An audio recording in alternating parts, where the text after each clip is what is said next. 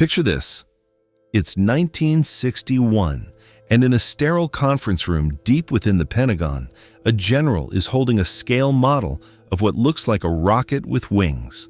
The aircraft in his hands was designed to fly faster than anything that had ever existed, carry the most devastating nuclear weapon ever conceived, and then escape its own atomic shadow at speeds approaching 3,000 kilometers per hour. But within months, this same model would be nothing more than an expensive paperweight, and the dreams of creating the ultimate supersonic bomber would be shattered by political reality and the dawn of the missile age. Welcome to Never Built, where we explore the magnificent failures that could have changed history. I'm Ethan Caldwell, and today we're diving into one of the most ambitious aircraft projects of the Cold War era.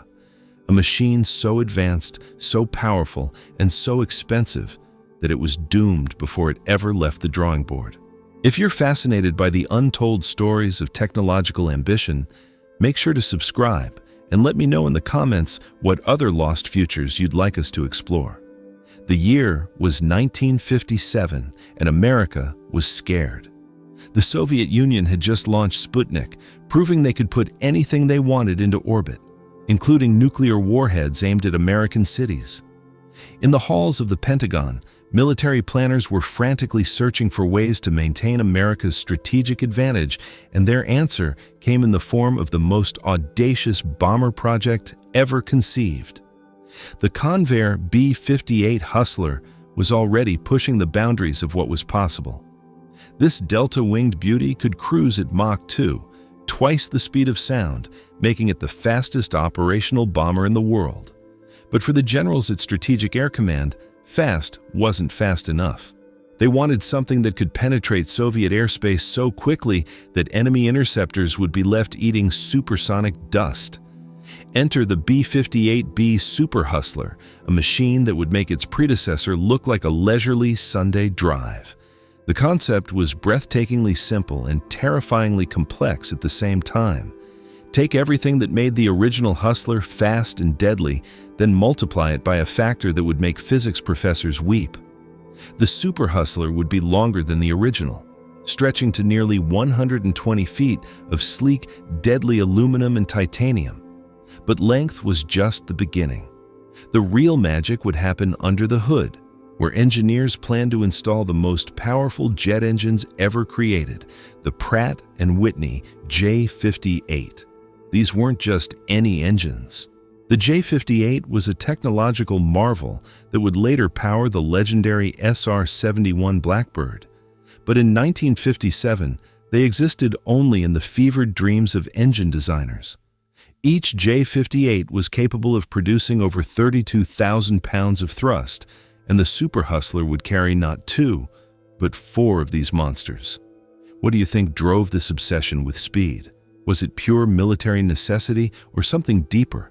A technological arms race that had taken on a life of its own? Let me know your thoughts in the comments. The numbers were staggering. While the original B-58 could reach Mach 2.05, the Super Hustler was designed to sustain Mach 2.5 for extended periods. That's over 1,900 miles per hour, or roughly 3,000 kilometers per hour. At that speed, the aircraft would be moving so fast that the air in front of it would compress and heat to temperatures exceeding 1,000 degrees Fahrenheit. But speed was only half the equation. The other half was the weapon system. And this is where the Super Hustler truly entered the realm of science fiction made real. The aircraft would carry its nuclear payload in a massive external pod that served a dual purpose. It was simultaneously the largest fuel tank ever mounted on an aircraft and the most powerful nuclear weapon ever designed for air delivery. This wasn't just a bomb. It was a thermonuclear monster capable of yielding up to 25 megatons. To put that in perspective, the atomic bomb dropped on Hiroshima had a yield of 15 kilotons. The Super Hustler's weapon was over 1,600 times more powerful. The blast would create a fireball over 3 miles in diameter and level everything within a 20-mile radius. The delivery concept was as elegant as it was terrifying. The Super Hustler would approach its target at maximum speed, release the weapon pod, then use its suddenly reduced weight to accelerate even faster, potentially reaching Mach 3 or higher, to escape the nuclear blast zone. The pilots would literally be racing their own atomic shadow across the sky. The engineering challenges were immense. At Mach 2.5, the aircraft's skin temperature would reach over 600 degrees Fahrenheit. Traditional aluminum construction would soften and fail, so engineers planned to use titanium and steel in critical areas, materials that were exotic and expensive in the late 1950s. The fuel requirements were equally daunting. The Super Hustler would need to carry over 40,000 pounds of fuel just to reach its target, deliver its payload, and return to base. The external pod system solved this problem elegantly. The pod would contain both the weapon and additional fuel, effectively turning the bomb into a flying gas tank. But perhaps the most remarkable aspect of the Super Hustler wasn't its speed or its destructive power. It was the sheer audacity of the concept. Military planners were essentially proposing to build a manned rocket that could deliver nuclear annihilation anywhere on Earth within hours of takeoff. The project attracted some of the brightest minds in aerospace engineering. Convair's design team, led by Chief Engineer Robert Widmer, had already proven their supersonic credentials with the B-58. Now, they were being asked to push the envelope so far that they would essentially be inventing new branches of physics and materials science. Wind tunnel tests revealed that the Super Hustler would need to overcome challenges that no aircraft had ever faced. The heat generated by sustained Mach 2.5 flight would require revolutionary cooling systems. The structural stresses would demand new alloys and construction techniques. Even the pilot's life support systems would need to be completely reimagined for extended flight at such extreme speeds. The cockpit design alone was a marvel of engineering ambition. Pilots would need protection not just from the heat and stress of supersonic flight, but from the radiation signature of the nuclear weapon they were carrying.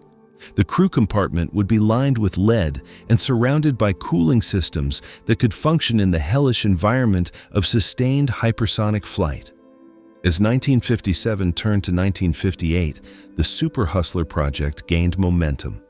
Military planners saw it as the ultimate deterrent, a weapon so fast and so powerful that it could end any conflict before it truly began.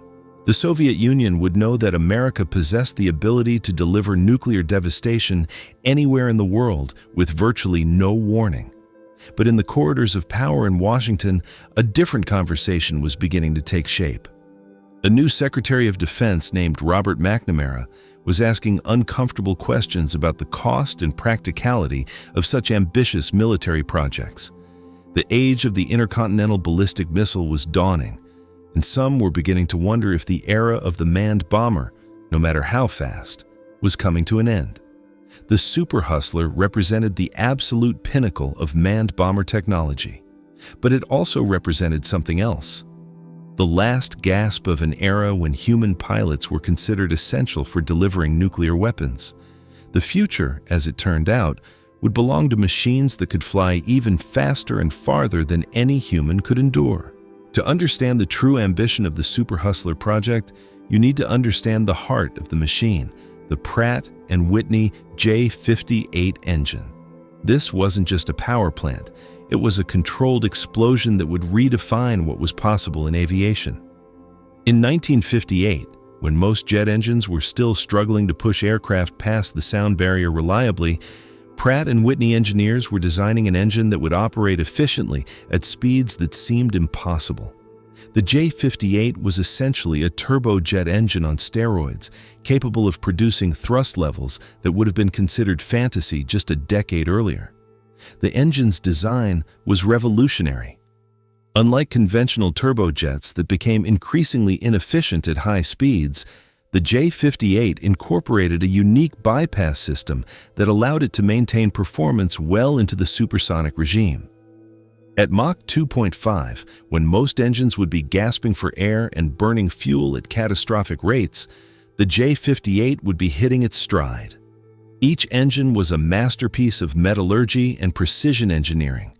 The turbine blades were forged from exotic nickel alloys that could withstand temperatures exceeding 2,000 degrees Fahrenheit.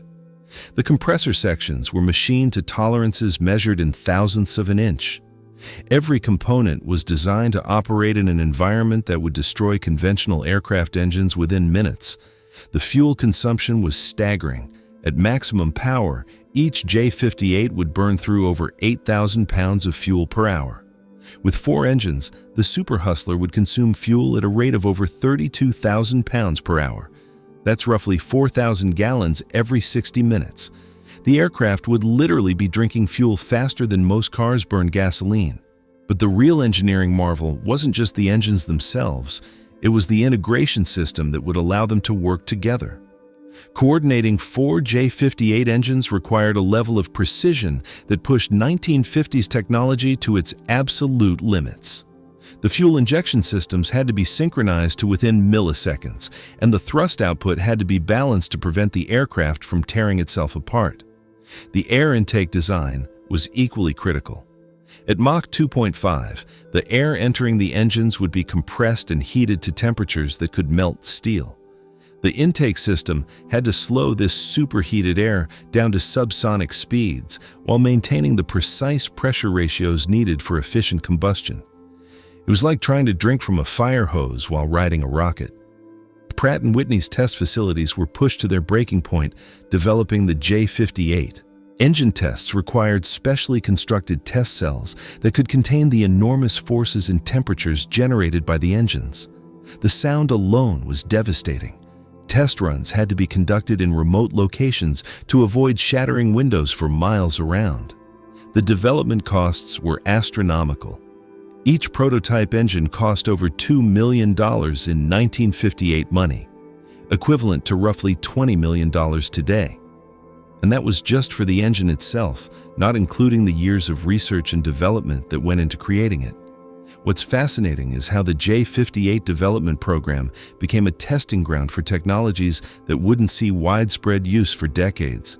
The advanced materials, precision manufacturing techniques, and computer-controlled systems developed for the engine would later find their way into everything from space rockets to commercial jet engines. The cooling systems required for the J-58 were particularly innovative. The engines generated so much heat that conventional cooling methods were inadequate. Engineers developed a revolutionary fuel cooling system that used the aircraft's own fuel as a heat sink, circulating it through cooling passages in the engine before burning it.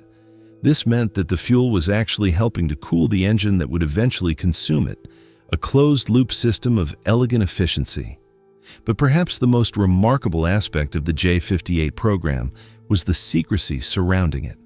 The engine was being developed under such tight security that even many Pratt & Whitney employees didn't know what they were working on. The project was compartmentalized to such a degree that engineers working on different components of the same engine often had no idea how their work fit into the larger picture. The testing program revealed challenges that no one had anticipated. At sustained high-power operation, the engines produced vibrations that could literally shake an aircraft apart. The exhaust temperatures were so high that they could ignite fuel vapors hundreds of feet behind the aircraft. The electromagnetic interference generated by the engines was so intense that it could disrupt radio communications and navigation equipment. Each of these problems required innovative solutions that pushed the boundaries of engineering knowledge.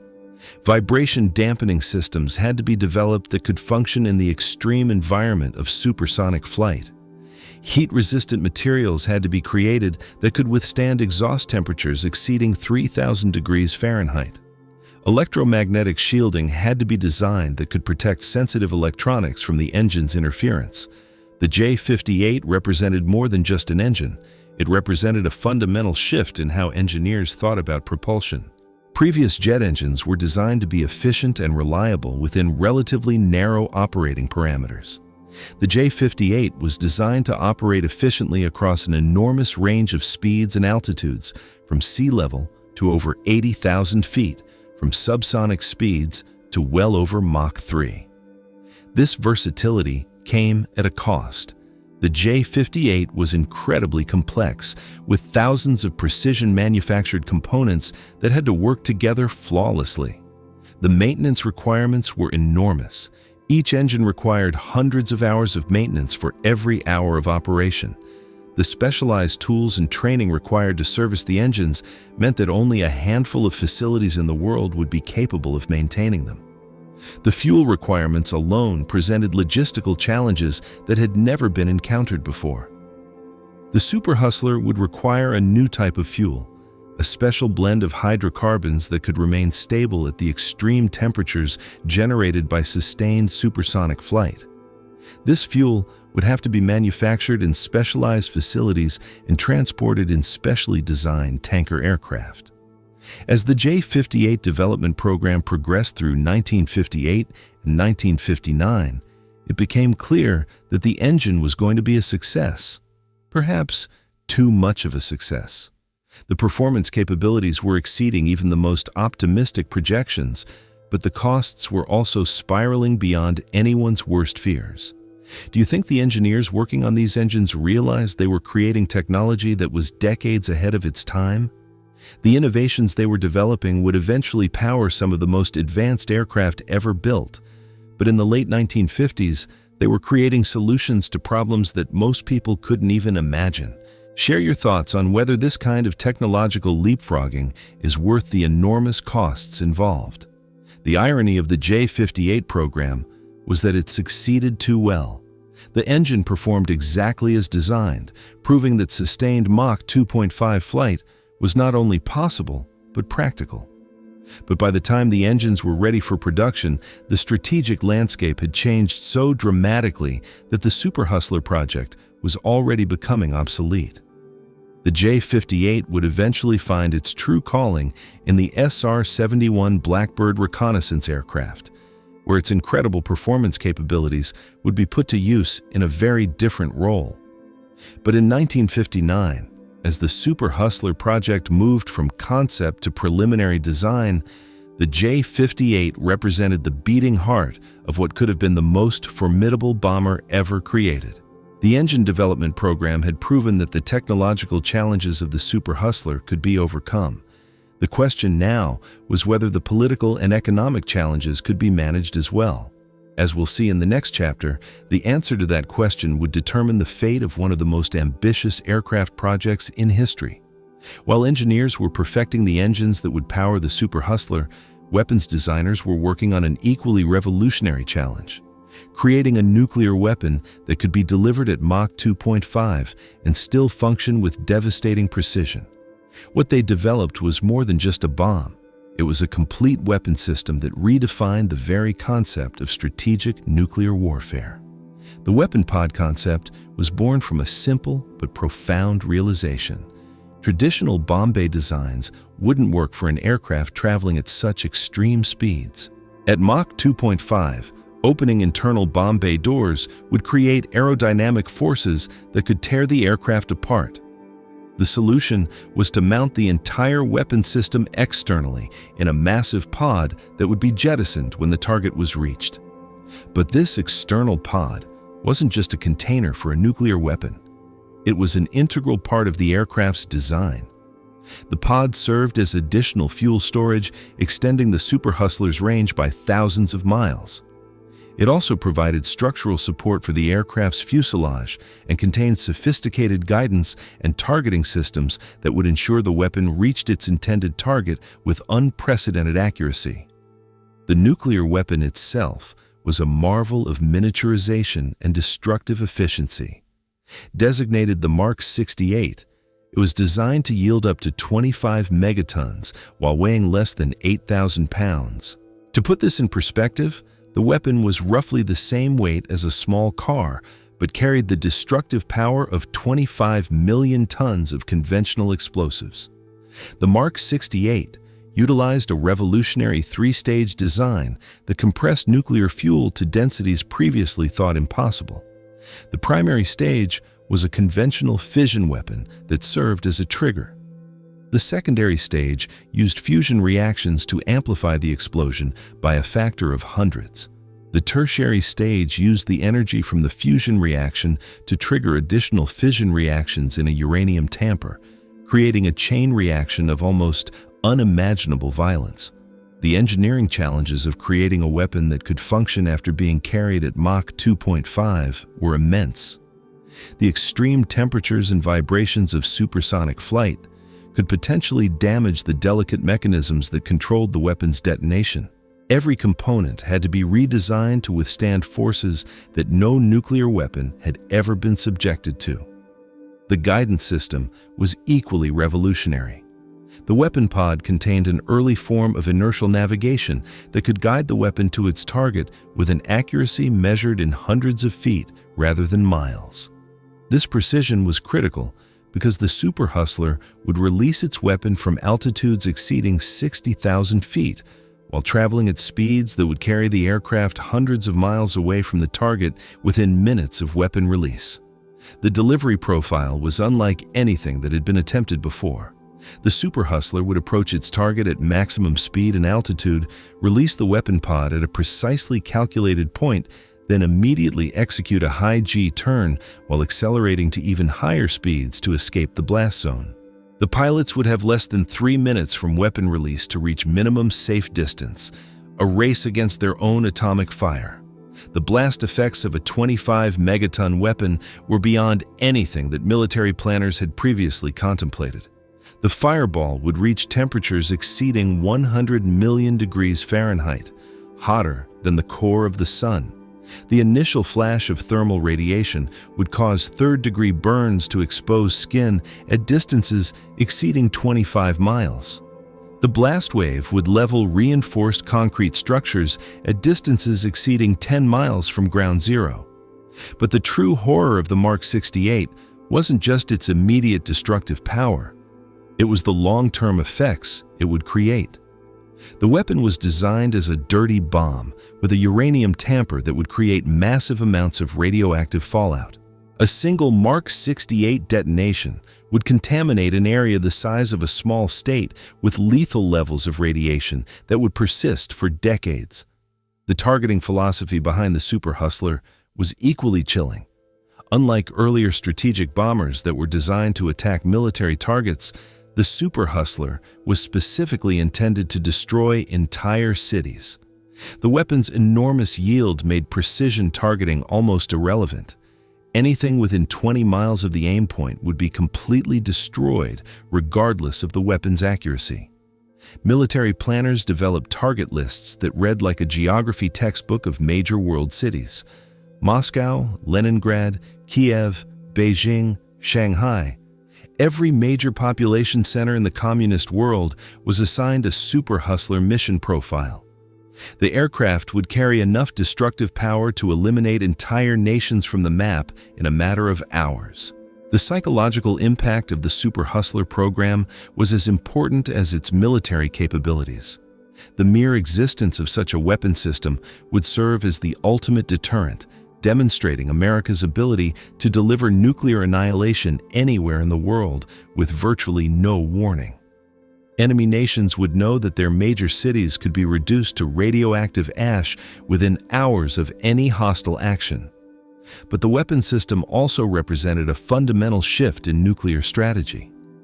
Previous nuclear weapons were designed to be delivered by relatively slow bombers that could be intercepted by enemy fighters or surface-to-air missiles. The Super Hustler's speed made interception virtually impossible. By the time enemy radar detected the aircraft, it would already be over its target and accelerating away from the blast zone. The development costs for the Mark 68 were staggering. Each weapon cost over $50 million in 1959 money, equivalent to roughly $500 million today.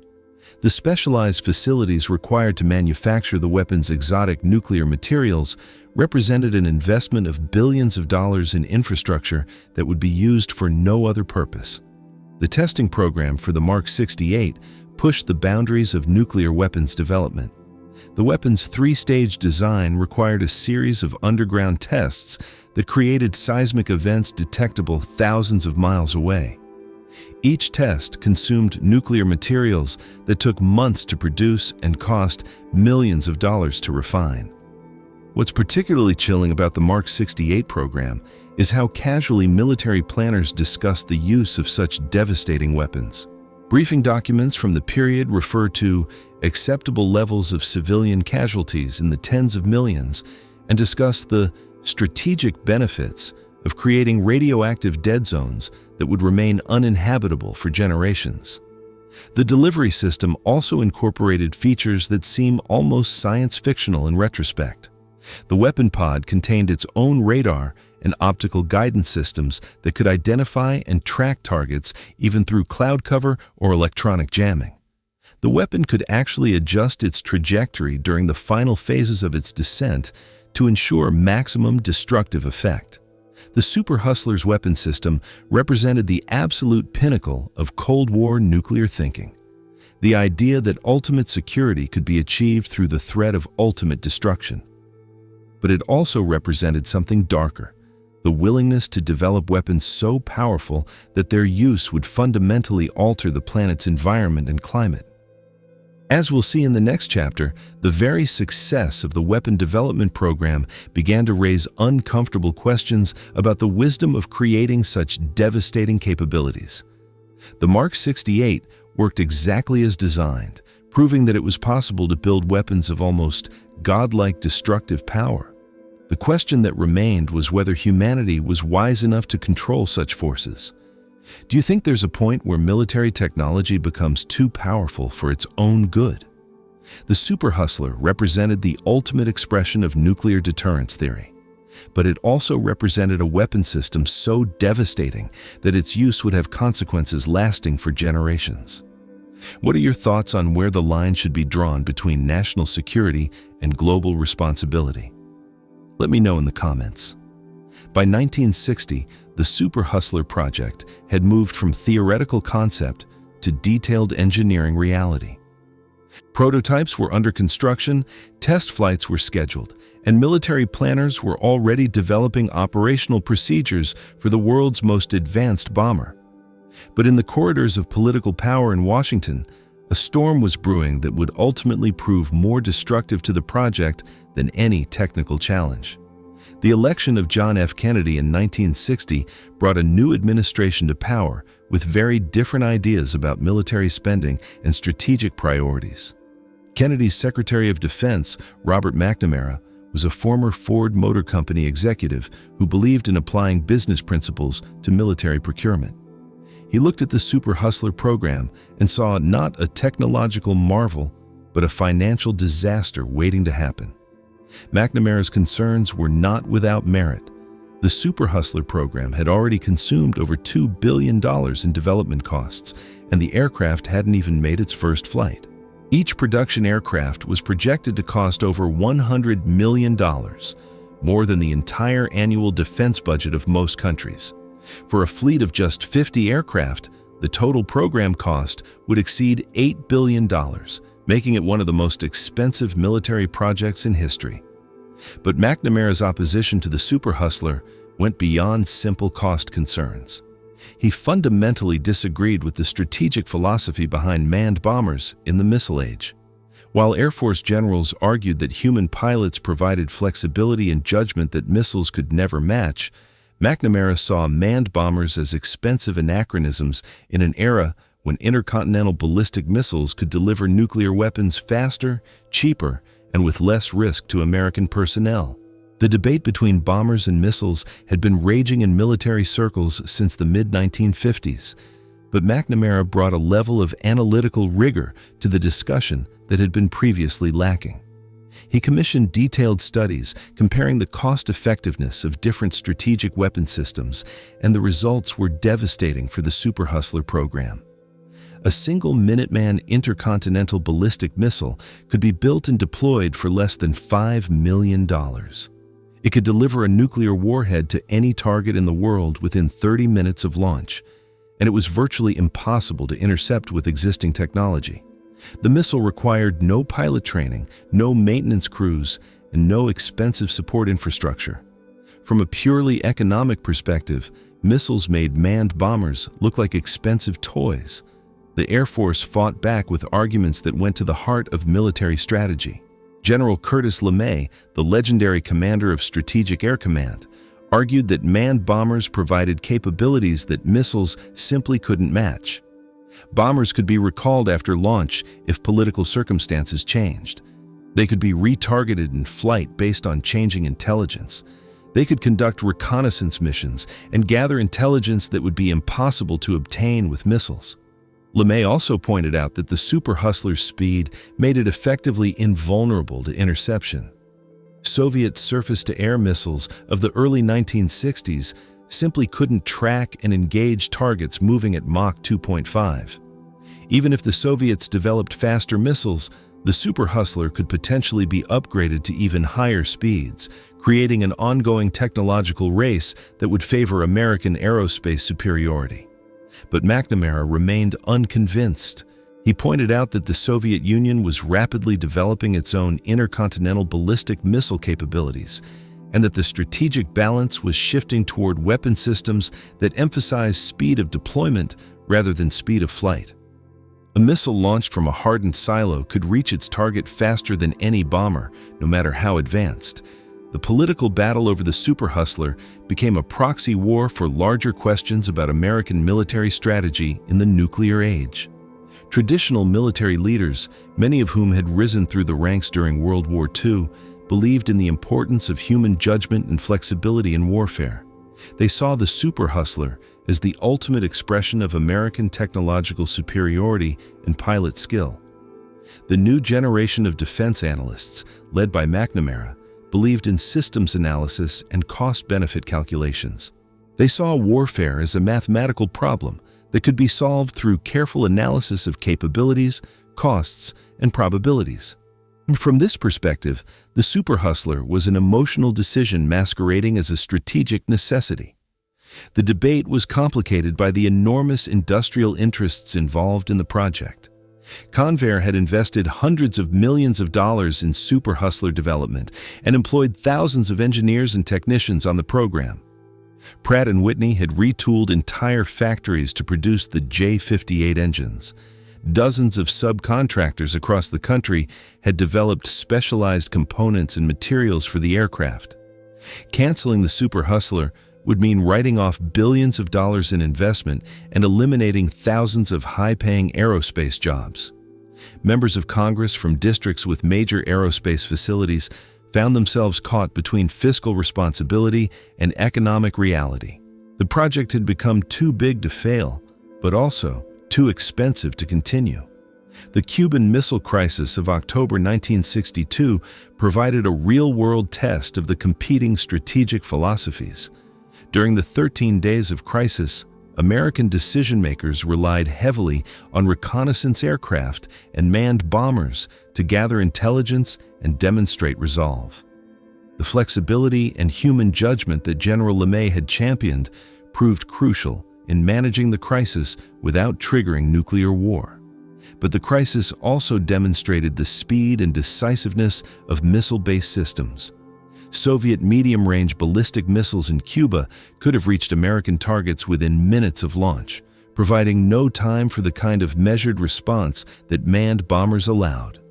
The lesson seemed to be that in a nuclear crisis, speed of response might be more important than flexibility of options. McNamara used the Cuban Missile Crisis to argue for accelerated development of American missile systems and reduced emphasis on manned bombers. He pointed out that the crisis had been resolved through diplomacy and deterrence, not through the deployment of advanced bomber aircraft. The Super Hustler's capabilities, impressive as they were, had played no role in the most serious nuclear confrontation of the Cold War. By early 1963, the writing was on the wall for the Super Hustler program. McNamara had successfully argued that the future of strategic nuclear warfare lay with intercontinental ballistic missiles, not with manned bombers. The enormous costs of the Super Hustler program made it an easy target for budget cuts, and the changing strategic environment made its capabilities seem less relevant to actual military needs. The final blow came in the form of a comprehensive strategic review that McNamara commissioned from the RAND Corporation, a think tank that specialized in military analysis. The RAND study concluded that the Super Hustler, while technically feasible, represented a strategic dead end. The aircraft's capabilities were impressive, but they were capabilities that would be needed in a type of nuclear war that military planners were increasingly trying to avoid. The study pointed out that the Super Hustler's speed and payload made it ideal for launching surprise nuclear attacks, but American strategy was moving away from first strike capabilities toward assured destruction and crisis stability. The aircraft's very effectiveness as a weapon of aggression made it potentially destabilizing in a world where both superpowers were trying to reduce the risk of accidental nuclear war. What's your take on this fundamental strategic debate? Do you think McNamara was right to prioritize missiles over manned bombers, or did the Air Force have valid arguments for maintaining human control over nuclear weapons? The Super Hustler represented the pinnacle of human-controlled strategic weapons, but it also represented enormous costs and potentially destabilizing capabilities. Share your thoughts on whether the decision to cancel the program was ultimately the right one. The political battle over the Super Hustler had revealed fundamental tensions in American strategic thinking that would persist for decades. The conflict between technological capability and strategic necessity, between military tradition and analytical innovation, between industrial interests and fiscal responsibility, these tensions would shape American defense policy for generations to come. As we'll see in the next chapter, the technical teams working on the Super Hustler were largely unaware of the political storm gathering around their project. They continued to push the boundaries of aerospace technology, creating innovations that would influence aircraft design for decades to come, even as the program they were working on moved inexorably toward cancellation. While politicians debated the strategic merits of the Super Hustler, the engineers and technicians working on the project were solving problems that had never been encountered before in aviation history. The technical challenges of creating an aircraft capable of sustained Mach 2.5 flight pushed every aspect of aerospace engineering to its absolute limits and beyond. The structural design of the Super Hustler required a complete rethinking of aircraft construction principles. Traditional aluminum airframes would soften and fail at the temperatures generated by sustained supersonic flight. The aircraft's skin would reach temperatures exceeding 600 degrees Fahrenheit, hot enough to weaken aluminum structures and cause catastrophic failure. Convair's engineering team, led by Robert Widmer, developed a revolutionary construction technique that combined titanium, steel, and advanced aluminum alloys in a honeycomb structure that could withstand both the heat and the enormous structural stresses of hypersonic flight. The titanium components were concentrated in the areas of highest heat stress, particularly around the engine nacelles and the leading edges of the wings. The manufacturing challenges were immense. Titanium was an exotic material in the early 1960s, difficult to machine and expensive to produce. Each titanium component had to be precision manufactured using specialized tools and techniques that were still being developed. The tolerances required were measured in thousandths of an inch, and a single manufacturing error could compromise the structural integrity of the entire aircraft. The wing design represented perhaps the most innovative aspect of the Super Hustler's engineering. The aircraft featured a modified delta wing configuration that provided stability at both subsonic and supersonic speeds, while maintaining the structural strength needed to carry the enormous external weapon pod. The wing's leading edge incorporated a revolutionary cooling system that circulated fuel through internal passages to absorb and dissipate heat. This fuel cooling system was a masterpiece of thermal engineering. The aircraft's fuel would actually be used as a heat sink, absorbing thermal energy from the wing structure before being burned in the engines. This created a closed-loop cooling system that became more effective as the aircraft consumed fuel and reduced weight. The engineering team had essentially turned the aircraft's fuel supply into a giant heat exchanger. The flight control systems required innovations that wouldn't be seen in production aircraft for decades. At Mach 2.5, Traditional mechanical flight controls would be inadequate to manage the enormous aerodynamic forces acting on the aircraft. The Super Hustler incorporated an early form of fly-by-wire technology that used hydraulic actuators controlled by electronic systems to provide the precision and responsiveness needed for supersonic flight. The cockpit design pushed the boundaries of life support technology. Pilots would need protection not only from the extreme temperatures and pressures of hypersonic flight, but also from the radiation signature of the nuclear weapon they were carrying. The crew compartment was designed as a self-contained environment with its own air supply, cooling system, and radiation shielding. The ejection seat system represented another engineering marvel. At Mach 2.5, traditional ejection seats would be useless. The pilot would be killed instantly by the aerodynamic forces of ejecting into a supersonic airstream. Convair developed a revolutionary escape pod system that would enclose the pilot in a protective capsule before ejection, providing life support and protection during descent and landing. The fuel system engineering was equally challenging. The Super Hustler would carry over 40,000 pounds of fuel in multiple tanks throughout the aircraft, plus additional fuel in the external weapon pod. Managing this fuel load required sophisticated pumping and distribution systems that could function reliably at extreme temperatures and G-forces. The fuel itself was a specially formulated blend of hydrocarbons designed to remain stable at the high temperatures generated by sustained supersonic flight. This fuel, designated JP-7, had to be manufactured to exacting specifications and required special handling procedures throughout the supply chain. The fuel was so specialized that it could only be produced at a handful of facilities worldwide. The avionics systems incorporated technologies that were decades ahead of their time.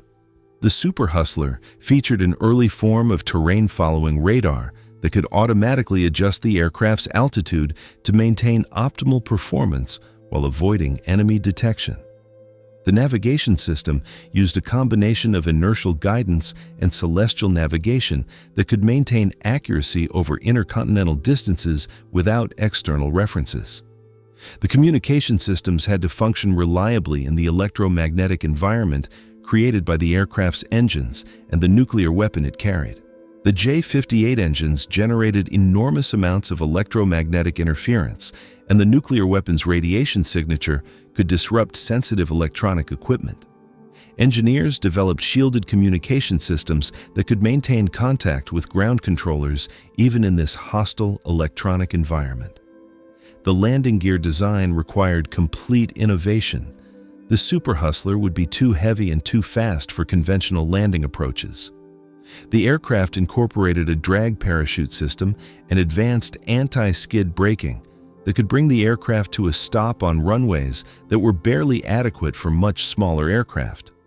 The landing gear itself was constructed from exotic materials that could withstand the enormous forces of high-speed landings. The maintenance requirements for the Super Hustler were unlike anything that had been encountered in aviation. The aircraft's exotic materials and advanced systems required specialized tools, facilities, and training that would cost hundreds of millions of dollars to establish. Each aircraft would need a dedicated maintenance crew of over 100 technicians with specialized training in everything from titanium welding to nuclear safety procedures. The test flight program revealed challenges that no amount of theoretical analysis could have predicted.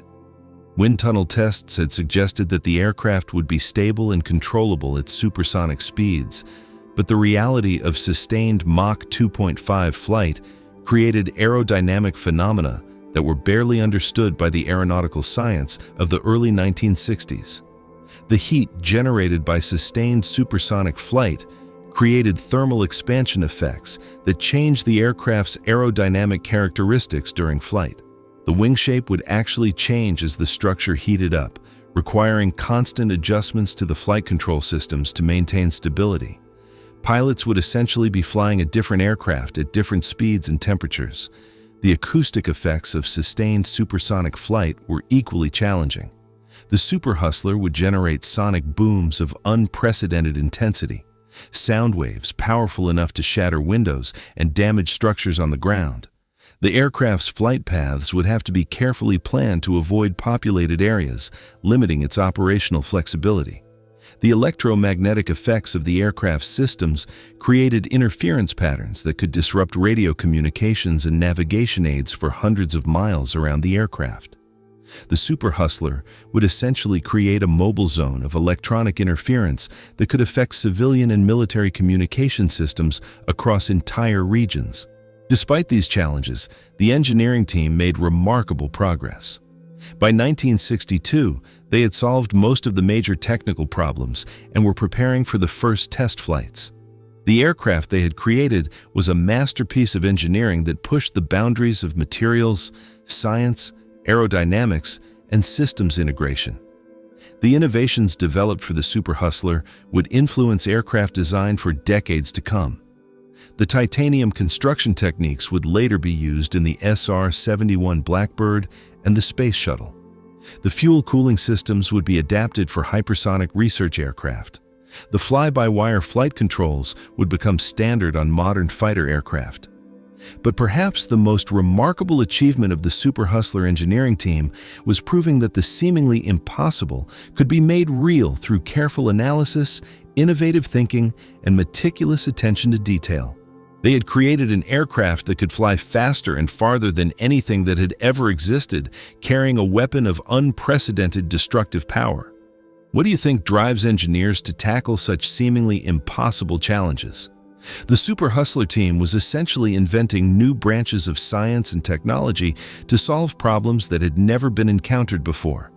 Their innovations would benefit aviation for decades to come, even though the aircraft they were designing would never be built.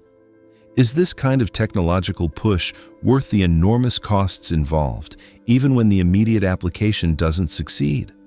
As we'll see in the final chapters, the engineering success of the Super Hustler program would make its ultimate cancellation even more tragic. The technical team had proven that their revolutionary aircraft could work exactly as designed, but the political and strategic environment had changed so dramatically that their achievement would never see operational service. The year 1963 began with the Super Hustler program seemingly on track for success. The technical challenges had been largely overcome, the first prototype was nearing completion, and test flights were scheduled to begin within months. But beneath the surface, the political forces that would ultimately destroy the program were gathering strength with the inexorable power of a hurricane. Robert McNamara's opposition to the Super Hustler had evolved from skeptical questioning to active hostility. His cost-benefit analyses consistently showed that intercontinental ballistic missiles could deliver nuclear weapons more efficiently and economically than any manned bomber, no matter how advanced. The numbers were stark and undeniable. A single Minuteman missile cost $5 million and could reach any target in the world within 30 minutes. A single Super Hustler cost $100 million and required hours to reach the same targets. But McNamara's opposition went beyond simple economics.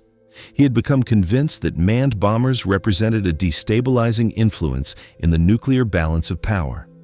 Unlike missiles, which were clearly defensive weapons designed for retaliation, bombers could be used for surprise first strikes. The Super Hustler's speed and payload made it the ultimate first-strike weapon, capable of destroying enemy missile sites before they could launch their own weapons. This capability, which the Air Force saw as a strategic advantage, McNamara viewed as a dangerous temptation that could encourage aggressive military action. In an era when both superpowers were trying to reduce the risk of accidental nuclear war, the Super Hustler represented a weapon system that could make nuclear conflict more likely rather than less likely. The strategic environment was changing rapidly in ways that made the Super Hustler seem increasingly obsolete. The Soviet Union was deploying its own intercontinental ballistic missiles at an accelerating pace, creating a situation where both superpowers would soon possess the ability to destroy each other within minutes of a decision to attack. In this environment, the flexibility and human judgment that manned bombers provided seemed less important than the speed and certainty of missile-based systems. The Cuban Missile Crisis had demonstrated the importance of crisis management and escalation control in the nuclear age.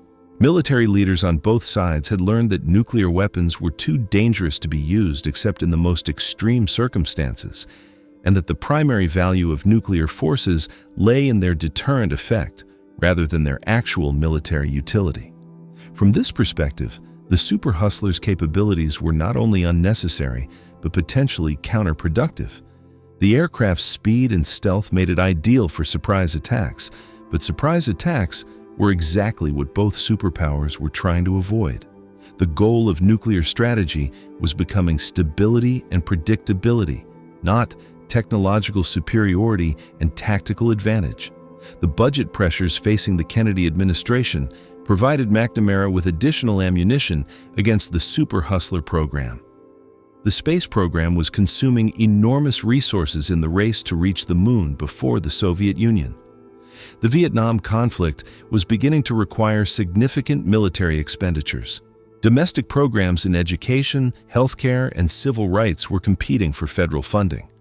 In this environment, an $8 billion bomber program was an easy target for budget cuts. The Air Force mounted a desperate defense of the Super Hustler program. General Curtis LeMay argued that canceling the program would surrender American technological leadership in strategic aviation to the Soviet Union.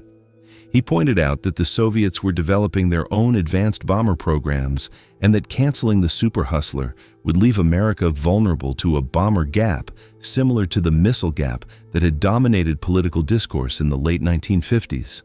LeMay also argued that the Super Hustler represented more than just a weapon system. It was a symbol of American technological superiority and determination.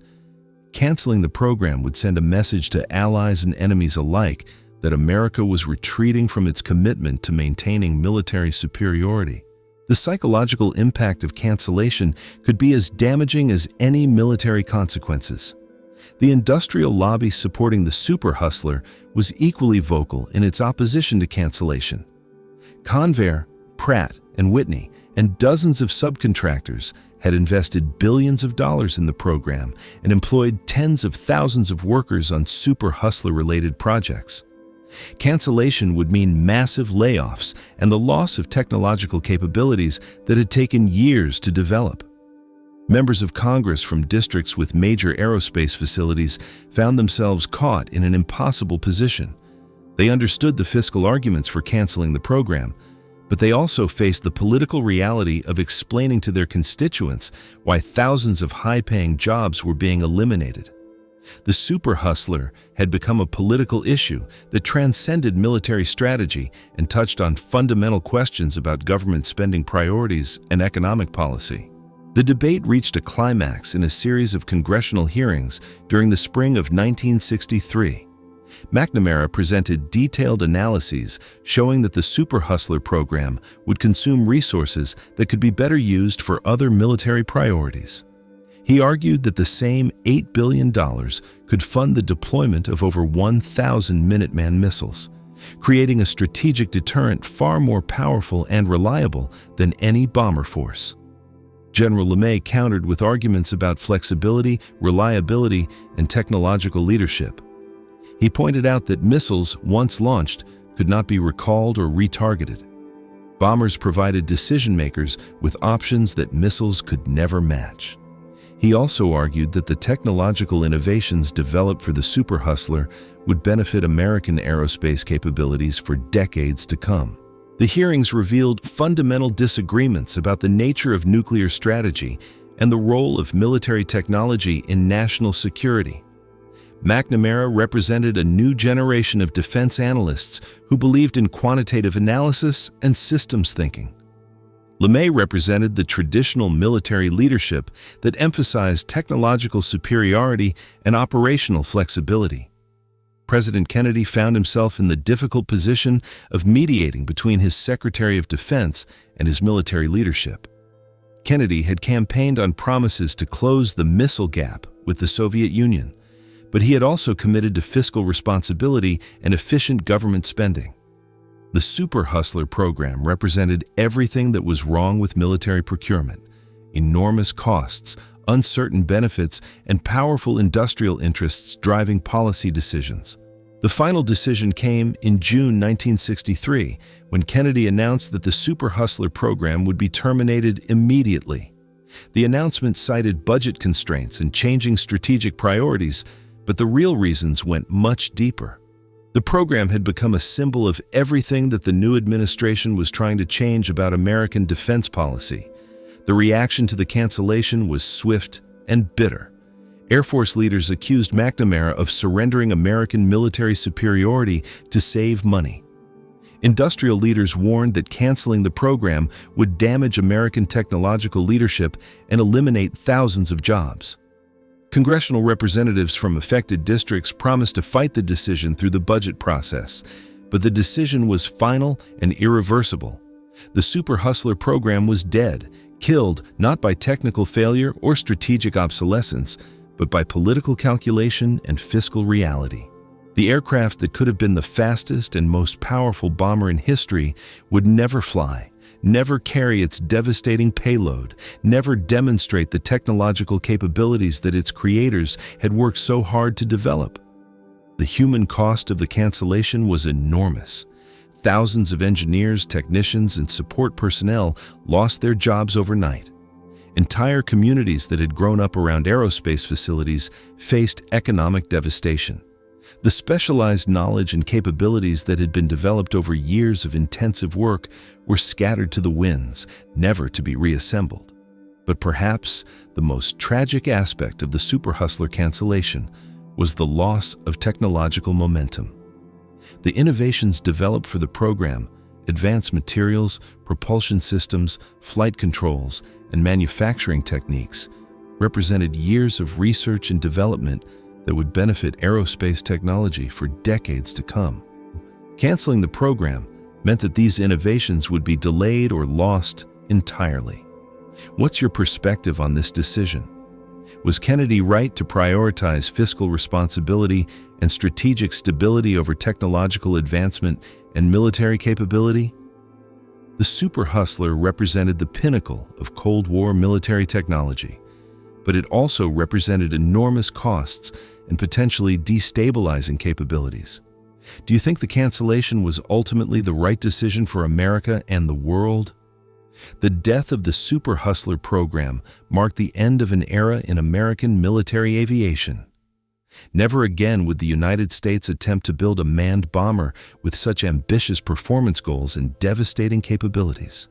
The future would belong to missiles and unmanned systems, not to the kind of technological tour de force that the Super Hustler represented.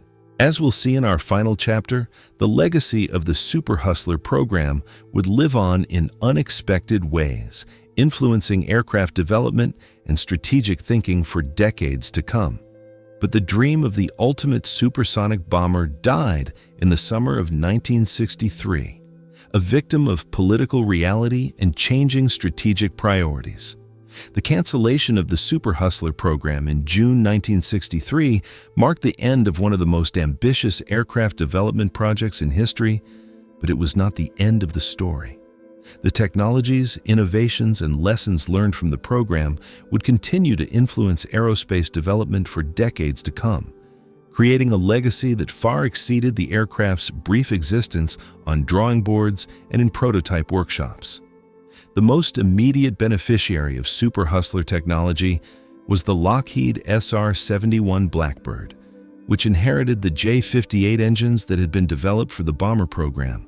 The Blackbird became the fastest operational aircraft in history, capable of sustained flight at Mach 3.3 and altitudes exceeding 85,000 feet. The reconnaissance aircraft proved that the technologies developed for the Super Hustler were not only feasible, but could be successfully implemented in operational aircraft. The Blackbird's success validated many of the engineering decisions made for the Super Hustler program. The titanium construction techniques, fuel cooling systems, and advanced flight controls all worked exactly as the Super Hustler engineers had predicted. The aircraft demonstrated that sustained hypersonic flight was not only possible but practical, opening new possibilities for both military and civilian aviation. The material science innovations developed for the Super Hustler found applications far beyond aviation. The titanium manufacturing techniques developed by Convair were later used in everything from spacecraft to medical implants. The high-temperature alloys created for the aircraft's engine components became standard materials for gas turbine engines in both military and commercial applications. The fuel cooling systems pioneered for the Super Hustler influenced the design of hypersonic research aircraft for decades. The X-15 rocket plane, the space shuttle, and numerous experimental aircraft incorporated variations of the fuel cooling technology that had been developed to keep the Super Hustler's structure from melting at Mach 2.5. Perhaps most significantly, the fly-by-wire flight control systems developed for the Super Hustler became the foundation for modern fighter aircraft design. The electronic flight controls that were necessary to manage the aerodynamic forces at hypersonic speeds became standard equipment on aircraft like the F-16 Fighting Falcon, and later became universal in both military and commercial aviation. The strategic lessons learned from the Super Hustler program were equally influential. Robert McNamara's cost-benefit analysis approach to military procurement became the standard methodology for evaluating defense programs. The emphasis on quantitative analysis and systems thinking that McNamara brought to the Super Hustler debate transformed how the Pentagon approached major acquisition decisions. The program also demonstrated the importance of political sustainability in major defense programs. No matter how advanced the technology or how compelling the military requirements, programs that could not maintain political support would not survive.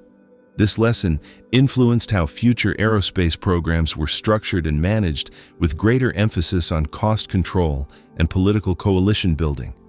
The industrial impact of the Super Hustler cancellation was profound and long-lasting. Convair never recovered from the loss of the program and was eventually absorbed by General Dynamics. The specialized workforce that had been assembled for the Super Hustler program scattered to other aerospace companies, taking their knowledge and experience with them and seeding innovations throughout the industry.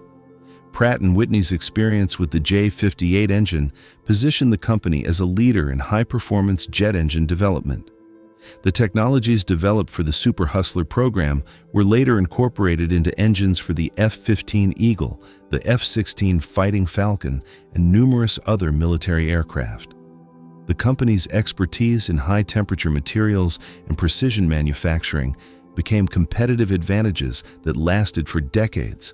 The cancellation also had important implications for nuclear strategy and arms control. The decision to abandon manned bombers in favor of intercontinental ballistic missiles accelerated the shift toward missile-based deterrence that would define the Cold War for the next 3 decades. The emphasis on stability and predictability that influenced the Super Hustler decision became central to nuclear strategy and arms control negotiations. The program's legacy can also be seen in the development of stealth technology. The lessons learned about radar cross-section and electronic warfare from the Super Hustler program influenced the design of the F-117 stealth fighter and the B-2 stealth bomber. The emphasis on avoiding detection rather than outrunning interceptors became a dominant theme in military aircraft design. In the civilian sector, the Super Hustler program's influence can be seen in the development of supersonic transport aircraft. The Concorde supersonic airliner incorporated many of the aerodynamic and propulsion technologies that had been pioneered for military applications. While the Concorde was much slower than the Super Hustler would have been, it demonstrated that sustained supersonic flight could be achieved in operational aircraft. The program also influenced the development of space technology. The thermal protection systems developed for the Super Hustler were adapted for use on spacecraft that had to survive re-entry into Earth's atmosphere. The structural design techniques were used in rocket construction, and the life support systems influenced the design of spacecraft crew compartments. Perhaps most importantly, the Super Hustler program demonstrated both the possibilities and the limitations of technological ambition. The engineers and designers working on the project proved that seemingly impossible technical challenges could be overcome through careful analysis, innovative thinking, and meticulous attention to detail. They created solutions to problems that had never been encountered before and developed capabilities that seemed like science fiction. But the program also demonstrated that technological capability alone is not sufficient for success. Political support, strategic relevance, and fiscal responsibility are equally important factors in determining whether ambitious projects will succeed or fail. The Super Hustler was technically feasible and militarily capable, but it was politically unsustainable and strategically questionable. The story of the Super Hustler raises profound questions about the relationship between technology and society. Should nations pursue technological capabilities simply because they are possible, or should they limit their ambitions to what is necessary and affordable? How do we balance the benefits of technological advancement against the costs and risks of ambitious projects? These questions remain relevant today as we face decisions about artificial intelligence, space exploration, genetic engineering, and other emerging technologies. The Super Hustler program provides a case study in how technological ambition interacts with political reality, strategic necessity, and fiscal constraint. The aircraft that never flew also serves as a reminder of the roads not taken in technological development. If the Super Hustler program had continued, how might aviation history have been different? Would we have developed hypersonic passenger aircraft decades earlier? Would the emphasis on speed and performance have led to different approaches to military aviation? Would the enormous costs have prevented other important developments? We can never know the answers to these questions, but we can learn from the experience. The Super Hustler program represents both the best and the worst of technological ambition. The incredible capability of human ingenuity to solve complex problems, and the tendency to pursue technological solutions without fully considering their strategic and political implications. What do you think we should learn from the Super Hustler story? Was the program a magnificent failure that pushed the boundaries of human knowledge, or was it a costly mistake that diverted resources from more important priorities? The engineers who worked on the project created innovations that benefited aviation for decades, but they also consumed enormous resources on a project that was ultimately canceled. How do we balance the value of technological advancement against the costs of ambitious projects that may not succeed? The Super Hustler program ended over 60 years ago, but its legacy continues to influence how we think about technology, strategy, and the relationship between military capability and national security. The aircraft that was too fast to build remains a symbol of both human ambition and human limitations, a reminder that the future is shaped not only by what we can do, but by what we choose to do. In the end, the Super Hustler represents one of history's great what-ifs, a glimpse of a future that might have been, shaped by technologies that were decades ahead of their time and strategic thinking that was both visionary and flawed. The program failed to produce an operational aircraft, but it succeeded in pushing the boundaries of human knowledge and capability in ways that continue to benefit us today. The story of the Super Hustler is ultimately a story about the complex relationship between technology and society, between what is possible and what is desirable, between human ambition and human wisdom. It reminds us that the most important decisions about technology are not technical decisions, but human decisions about what kind of future we want to create. As we face our own technological challenges and opportunities, the lessons of the Super Hustler program remain relevant and important. The aircraft that never flew continues to teach us about the possibilities and perils of technological ambition and about the enduring importance of balancing capability with responsibility, innovation with wisdom, and dreams with reality.